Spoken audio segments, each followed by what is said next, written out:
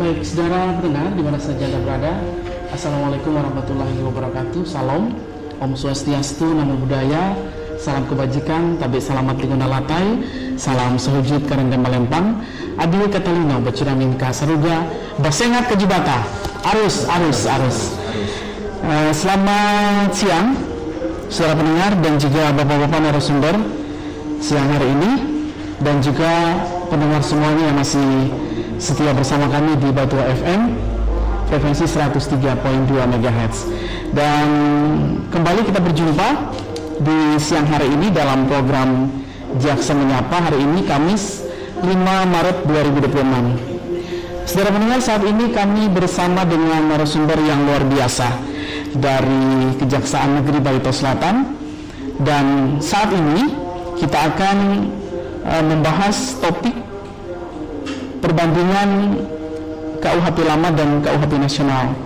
Dan kami menyapa bagaimana kabar narasumber kita, Bapak Paras Setio SH MHLI, Kasih Intel Kejari Barito Selatan. Baik, terima kasih Ibu. Hari ini kami dalam kondisi sehat Ibu. Ya. Terima kasih sudah diberikan kesempatan untuk hadir di Radio Batu FM. Terima kasih sama-sama. Dan juga selamat siang Bapak Noval Lutfi Lazuardi SH, Kasubsi 1 ya, Intelijen Kejari Barito Selatan, yang juga berkenan hadir pada siang hari ini di Studio Batua FM Buntok. Baik pendengar, di mana saja Anda berada, masyarakat banyak yang mendengar terkait dengan KUHP. Dan saat ini KUHP lama serta juga KUHP nasional akan kita bahas. Sebelum lebih jauh kita membahas topik pada siang hari ini, kita perlu mengenal apa itu KUHP. Kan ada KUHP, ada KUHP. Jadi untuk itu kalau boleh mohon penjelasan untuk lebih memperkenalkan KUHP itu kepada masyarakat Barito Selatan. Boleh Pak dijelaskan? Pak Paras dulu ya? Boleh. Ya. Baik, terima kasih Ibu Sri Wayuni selaku host pada pagi menjelang siang hari ini. Sebelum kita bahas terkait dengan KUHP dan KUHP yang tadi pertanyaan Ibu, izinkan kami akan perkenalan terlebih dahulu dengan masyarakat Barito Selatan. Sini kami atas nama Paras Setio, Sarjana Hukum Magister Hukum Litigasi, selaku Kasih Intel yang baru menggantikan Bapak Antoni di Kejaksaan Negeri Barito Selatan. Kemudian ada Kasubsi kami Pak Noval, menjabat sebagai Kasubsi 1 di Seksi Intelijen Kejaksaan Negeri Barito Selatan. Terkait dengan KUHP yang tadi ditanyakan, KUHP adalah aturan yang mengatur terkait dengan larangan ataupun ancaman pidana, seperti itu. Sedangkan KUHP atau Kitab Undang-Undang Hukum Acara Pidana itu mengatur terkait dengan mekanisme atau tata cara dalam menerapkan KUHP. Itu tadi Bu. Baik, itu perbedaan antara KUHP dan juga KUHP ya, untuk masyarakat Barito Selatan. Mudah-mudahan bisa lebih tahu dengan adanya penjelasan dari Pak Paras pada siang hari ini.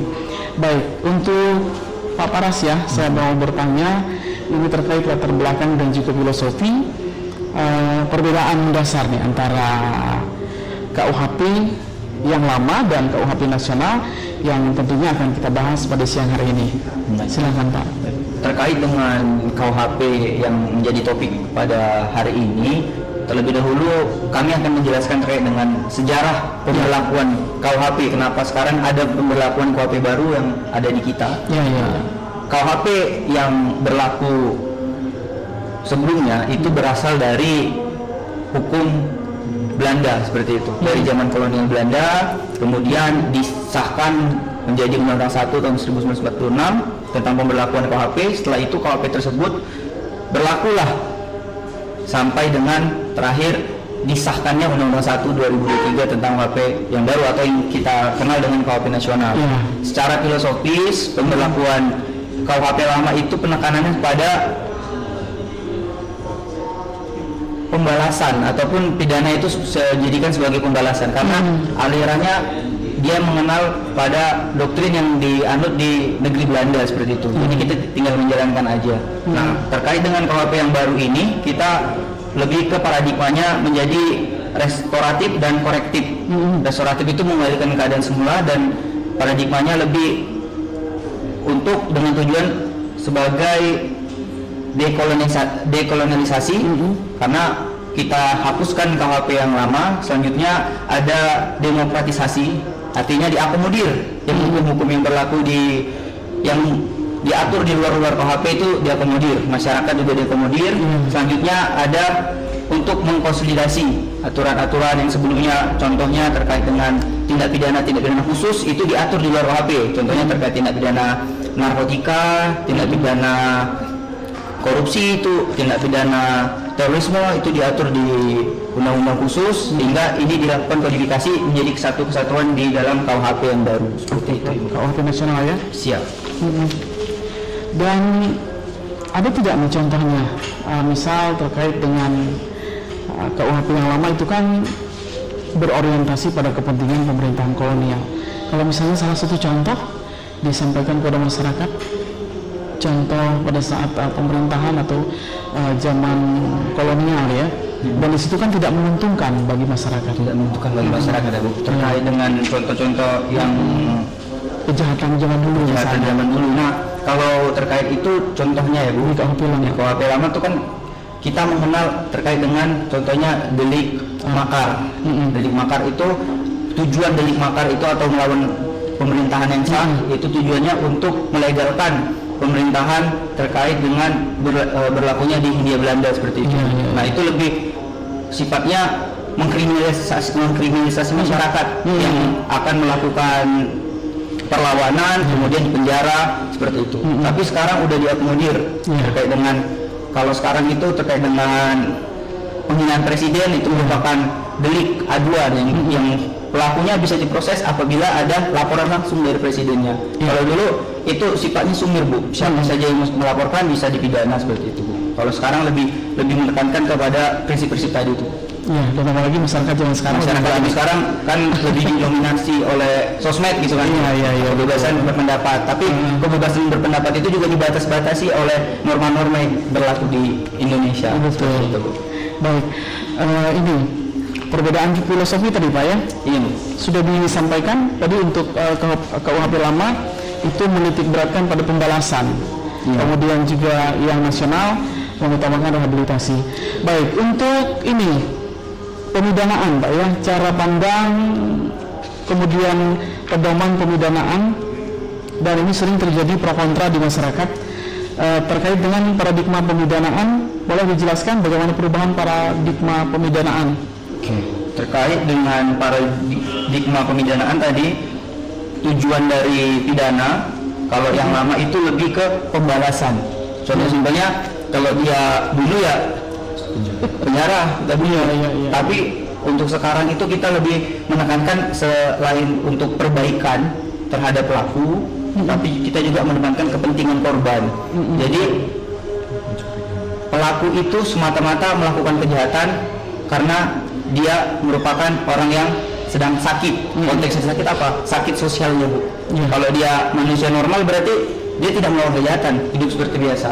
Nah, kemudian kita bimbing, masukkan ke lapas untuk dijadikan atau disembuhkan seperti masyarakat pada umumnya, tidak melakukan kejahatan.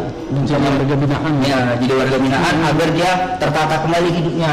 Contohnya dia awal mulai jadi pencuri, setelah menjalani hukuman, kemudian dia bisa berubah di dalam setelah dibina. Nah itu. Selain itu, KUHP yang baru itu juga menekankan pada, karena overkapasitas lapas tadi, menekankan pada restoratif justice Ibu, perdamaian segala macam. Nanti untuk detailnya terkait itu bakal dijelaskan oleh Pak Noval. Oke. Baik, terima kasih. Dua topik ya. Topik selanjutnya terkait dengan ini Bu, jenis-jenis pemidanaan. Mungkin itu perlu dipahami oleh masyarakat di Barito Selatan. Untuk di paradigma di KUHP yang lama, pemidanaan itu terdiri dari pidana pokok dan pidana tambahan. Pidana pokok di KUHP yang lama itu terdiri dari pidana mati, pidana penjara, pidana kurungan, denda, dan tutupan. Dan pidana tambahannya itu adalah pencabutan hak tertentu, misalnya hak politiknya untuk tidak mencalonkan sebagai kepala daerah, itu menurut hak tertentu Bu. Selanjutnya ada perampasan barang tertentu, contohnya misalnya barang yang digunakan untuk melakukan kejahatan itu dirampas. Kalau tidak berharga berarti dirampas untuk dimusnahkan. Kalau yang masih memiliki nilai dirampas untuk negara. Kemudian pengumuman putusan hakim. Kalau sekarang itu setelah hakim memutus, kemudian masyarakat bisa akses putusan tersebut melalui situs pengadilan. Sedangkan paradigma di KUHP yang baru untuk jenis-jenis pemidanaan terdiri dari 3, Bu. Yang pertama ada pidana pokok, pidana tambahan, dan pidana yang bersifat khusus. Pidana pokok tadi ada pidana penjara, pidana tutupan. Tutupan ini untuk tindak pidana tahanan politik kayak gitu, Bu. Selanjutnya ada yang baru ini ada pidana pengawasan. Pidana pengawasan, pidana denda sama tadi. Kemudian ada pidana kerja sosial. Untuk detail terkait dengan pidana pengawasan kerja sosial nanti akan dijelaskan oleh Pak Naufal. Selanjutnya ada pidana tambahannya. Di sini diatur terkait dengan pencabutan hak tertentu sama tadi, Bu. Perampasan barang tertentu, pengumuman putusan hakim, dan ada tambahan 2 lagi, Bu, yang di KUHP baru untuk pidana tambahannya. Pembayaran ganti rugi, Bu, atau restitusi. Jadi contohnya apabila orang yang melakukan kejahatan maka dibebankan untuk membayar restitusi bagi korban. Selama ini kan apabila korban dirugikan maka gantinya ya dihukum. Hukum itu sebagai ganti, tapi feedback bagi korban nggak ada seperti itu. Nah itu diberlakukannya untuk bayar ganti rugi. Soalnya pencabutan izin tertentu. Contohnya ini terkait dengan tindak pidana korporasi, Bu, yang dilakukan oleh perusahaan. Misalnya perusahaan melakukan kegiatan yang mencemari lingkungan, terbukti berdasarkan putusan hakim, kemudian bisa untuk dicabut perizinannya. Nah, terkait dengan pencabutan perizinan tuh kami juga ada, Bu, di kejaksaan. Itu namanya bidang datun nanti, Bu. Nanti bekerja sama masyarakat apabila ada perusahaan yang telah dijatuhi pidana, kemudian dicabut izinnya, nanti bisa untuk diajukan melalui bidang datun. Selanjutnya ada terkait dengan pemenuhan kewajiban adat. Nah ini kekhususan di KUHP yang baru ini terkait dengan delik-delik adat. Jadi diakomodir karena kan masyarakat Indonesia ini etnisnya macam-macam, Bu, seperti itu. Nah itu nanti dijelaskan oleh Mas Naufal. Selanjutnya ada pidana yang bersifat khusus. Nih yang terbaru ini ada pidana yang bersifat khusus. Pidana yang bersifat khusus ini dicontohkan sama dengan pidana mati, Bu. Pidana mati itu di KUHP baru diakomodir dengan jenis pidana yang bersifat khusus. Kenapa dia disebutkan pidana yang bersifat khusus? Karena di KUHP lama kan pidana mati itu bersifat rigid.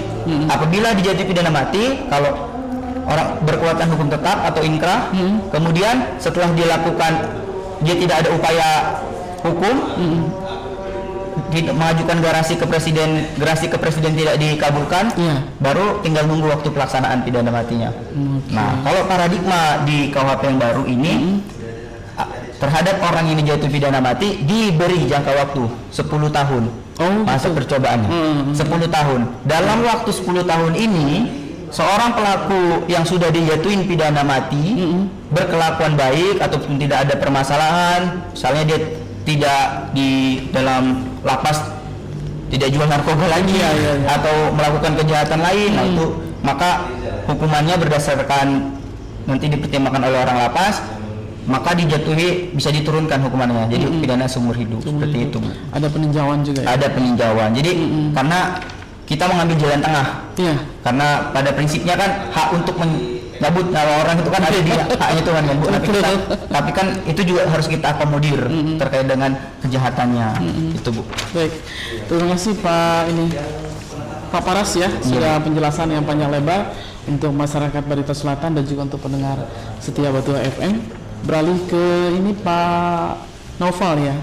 Baik Pak Naufal, untuk pertanyaan kami yang selanjutnya adalah mengenai pengaturan delik aduan ya Pak? Delik aduan. Ya, pengaturan delik aduan. Apa ada perubahan nih dalam delik aduan? Dalam pengaturannya? Sebelumnya terima kasih Ibu atas waktunya dan memperkenankan kami berada di sini dengan izin Pak Paras. Untuk pengaturan delik aduan ini di KUHP nasional ada pembaharuan. Di antaranya itu terkait dengan perzinahan dan kohabitasi atau kita biasa kenalnya itu dengan kumpul kebo. Nah, kan karena ini kan banyak ya di masyarakat itu banyak gitu. Nah, menurut pasal 412 di KUHP nasional, setiap orang yang melakukan hidup bersama sebagai suami istri di luar perkawinan dipidana dengan penjara paling lama 6 bulan atau pidana denda paling banyak kategori 2. Ayat 2 terhadap tindak pidana sebagai maksud pada ayat 1 di atas tidak dilakukan penuntutan kecuali atas pengaduan A. Suami atau istri bagi orang yang terikat perkawinan, atau B. Orang tua atau anaknya bagi orang yang tidak terikat perkawinan. Kenapa sekarang ada pengaduannya itu? Karena diadakan agar hal ini tuh untuk mencegah dari kriminalisasi berlebihan. Karena ketika hal ini belum diatur, akan ada banyak efek kepada pelaku. Nah, jadi entah itu diadukan pasal apa. Nah, makanya dengan adanya kodifikasi di KUHP nasional ini, maka akan menimbulkan efek pencegahan terhadap kriminalisasi yang berlebihan, seperti itu. Ya, sering ya masyarakat mendengar, dan baru-baru ini itu kohabitasi gitu ya. Kohabitasi, gitu. Masalah kumpul kebo ya. Baik, untuk pengaturan delik aduan sudah dijelaskan oleh Pak Noval, dan tentunya sudah didengar oleh masyarakat yang disampaikan oleh beliau untuk mencegah kriminalisasi berlebihan. Dan saudara pendengar, mengenai hukum yang hidup di masyarakat. Nah, ini Pak, untuk living law di masyarakat. Apa yang dimaksud dengan living law dalam KUHP nasional? Boleh dijelaskan Pak? Oke. Living law. Living law ini termasuk salah satu inovasi baru dari KUHP nasional. Karena dia itu mengatur hukum adat, di mana KUHP yang lama itu kan nggak ada tuh. Nggak tahu, misalnya dia melanggar meskipun dia di dalam wilayah adat, yang kena tetap hukum nasional. Nah, sekarang selama peraturan dalam hukum adat itu tidak melanggar Pancasila, dan HAM, nah kita bisa pakai untuk masyarakat tersebut ya, masyarakat adat tersebut bisa menggunakan hukum adat. Nah, jadi hukum ini menurut pasal 2 KUHP nasional, Bu. Nah, karena sekarang sudah termaktub sudah dimasukkan ke dalam KUHP nasional. Nah, tidak mengurangi berlakunya hukum yang hidup dalam masyarakat. Jadi kita menganut itu karena lagi-lagi kan kita itu banyak masyarakat adat. Nah, jadi dan setiap masyarakat adat memiliki hukum yang berbeda-beda. Kita nggak bisa pukul satu dengan satu palu tuh hukum ini hukum itu. Nah, jadi kita mengakui keberadaan hukum adat itu. Iya, sepanjang seperti yang saya ucapkan tadi. Sepanjang sesuai dengan nilai-nilai yang terkandung dalam Pancasila, Undang-Undang Dasar, dan hak asasi manusia, seperti itu. Baik, terkait dengan ini living law tadi ya, hukum yang hidup di masyarakat. Banyak masyarakat juga yang kalau dulu-dulu nih ya berbicara mengenai hukum adat, itu banyak juga bertentangan, dan dengan adanya KUHP nasional ini sudah bisa dipastikan masyarakat mengerti terkait dengan hukum adat dan hukum yang hidup di masyarakat, terutama di Kabupaten Barito Selatan, yang tidak hanya orang Dayak yang berdiam di Kabupaten Barito Selatan, banyak suku, dan hal itu menjadikan kita semakin menghargai adat istiadat di tempat kita saat ini. Baik, untuk sistem pidana denda nih, perbedaan sistem denda ini. KUHP lama dan juga KUHP nasional nih. Oke. Untuk hukum untuk yang satu ini ya, pidana denda. Nah, kalau kita melihat pada KUHP yang lama, misalnya pasal berapa misalnya, dia itu ada dendanya, tapi dendanya biasanya hanya Rp25 atau berapa. Nah, ini kan untuk kita yang sekarang ini membaca pidana denda Rp25, apa sih Rp25 itu kan, ini karena memang sudah sangat lama ya Pak, ini memang sudah tidak relevan ya. Iya, sudah tidak relevan. Nah, dengan adanya peraturan yang baru ini, Undang-Undang Nomor 1 Tahun 2023 tentang KUHP nasional, KUHP.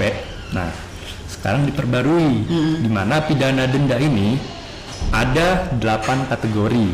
Nah, kategori 1 sampai 8, di mana dalam hal penjatuhan denda ini hakim wajib mempertimbangkan kemampuan terdakwa.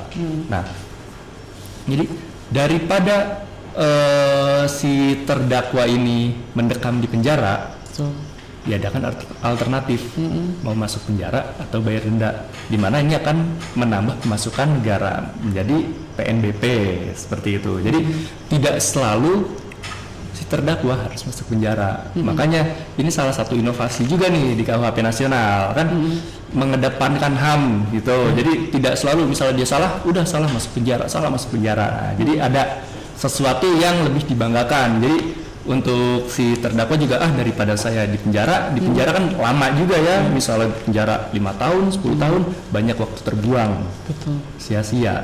Kalau dia bisa bayar denda, maka dia akan bayar denda pun lebih bagus juga antara untuk terdakwa maupun untuk negara. Jadi semacam win-win solution seperti itu. Ini apa, denda ini kan ada juga denda adat. Berarti ini juga mengadopsi hukum yang ada di masyarakat. Karena ada juga denda adat dan juga denda yang sudah ini sistem pidana denda yang sudah dijelaskan oleh Pak Naufal. Tadi juga di paradigma pemidanaan itu ada pidana kerja sosial. Pidana kerja sosial dalam KUHP lama dan juga yang ini KUHP nasional. Ada tidak nih? Izin.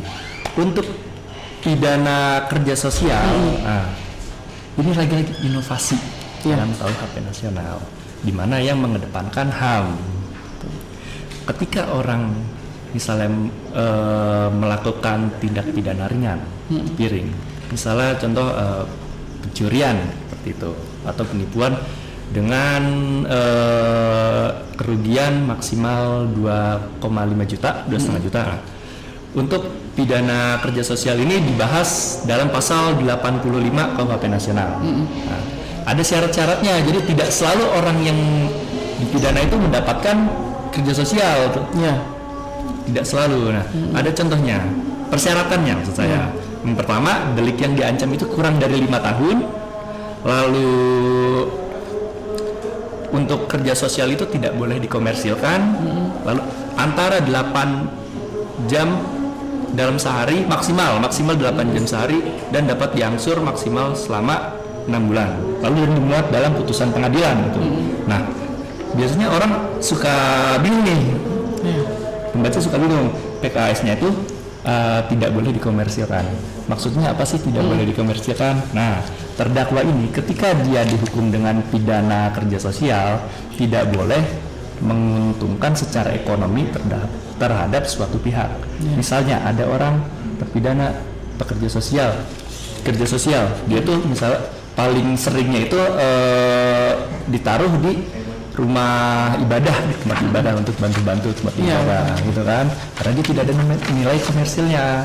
Nah, kenapa tidak ada? Ya, karena melanggar HAM toh. Jangan sampai ketika dia dikenakan kerja sosial, dia malah ditaruh dipekerjakan di suatu tempat misal minimarket lah gitu.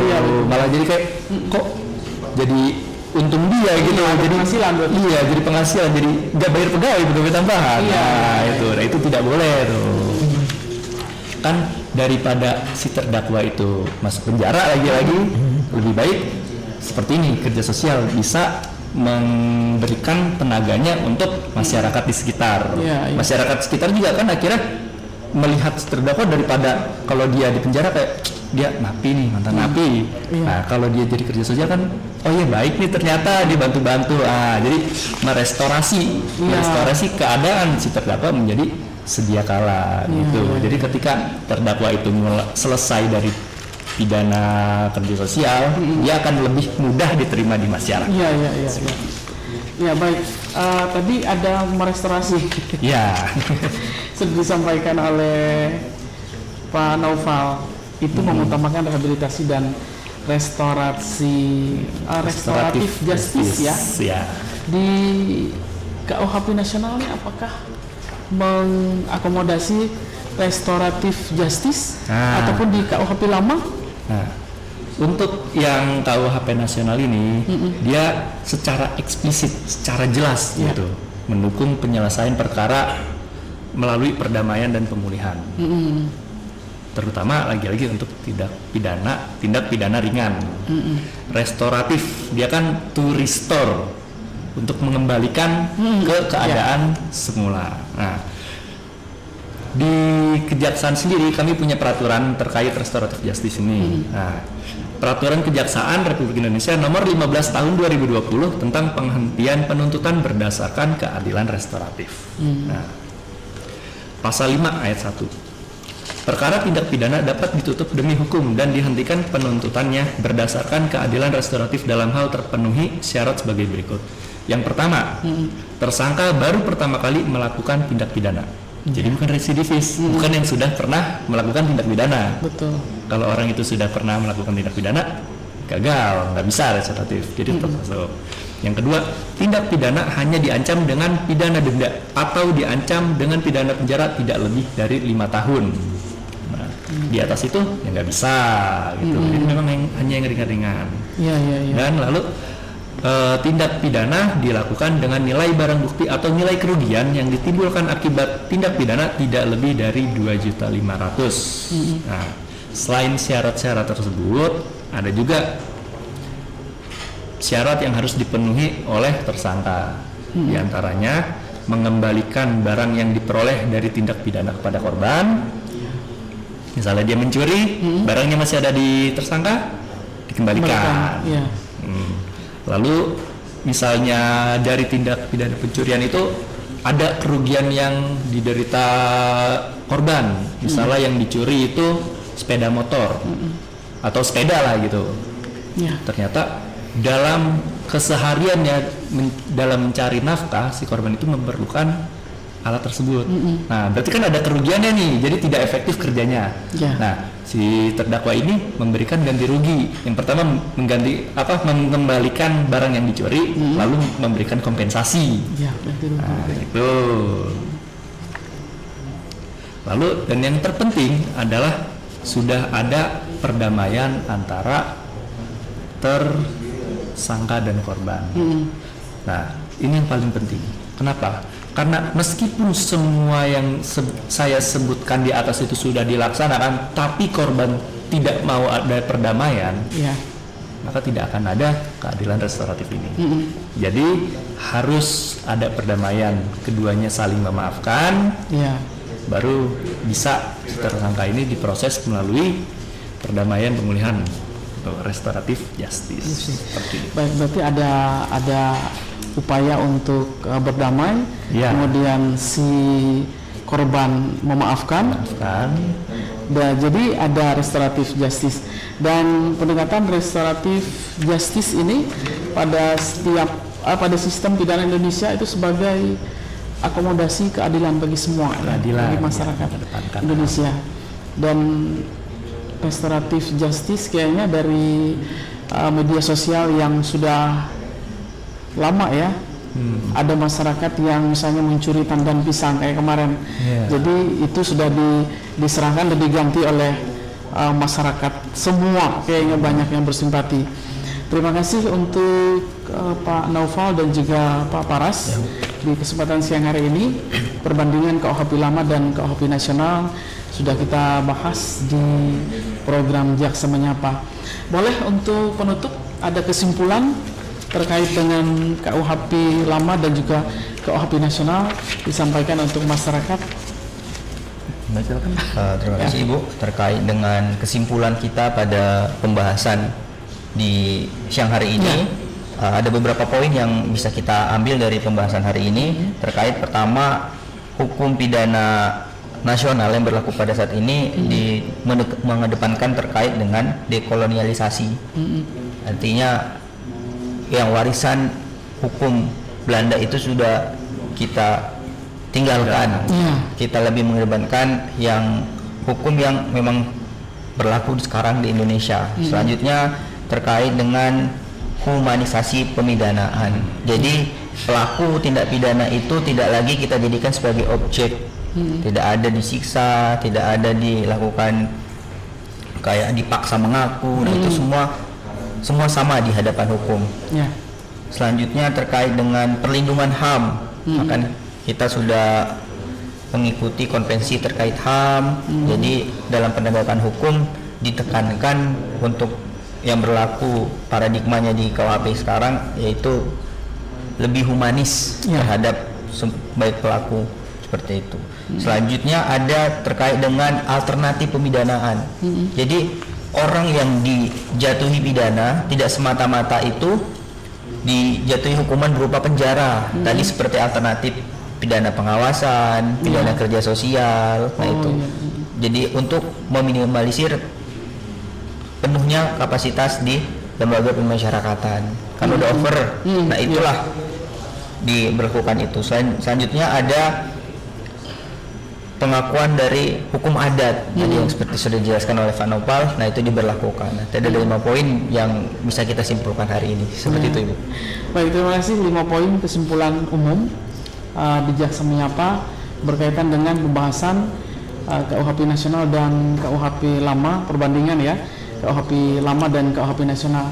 Untuk pendengar Batu FM dimanapun Anda berada, perbincangan kita pada siang hari ini sudah berakhir dan kita mengucapkan terima kasih atas kehadiran narasumber dari Kejaksaan Negeri Barito Selatan, Bapak Prasetyo SH MHLI, Kasih Intel Kejari Barito Selatan, dan juga Bapak Naufal Lutfi Lazuardi SH, Kasubsi 1 Intelijen Kejari Barito Selatan.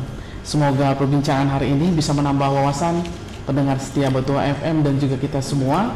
Dan terima kasih atas kebersamaan. Semoga bermanfaat. Selamat siang.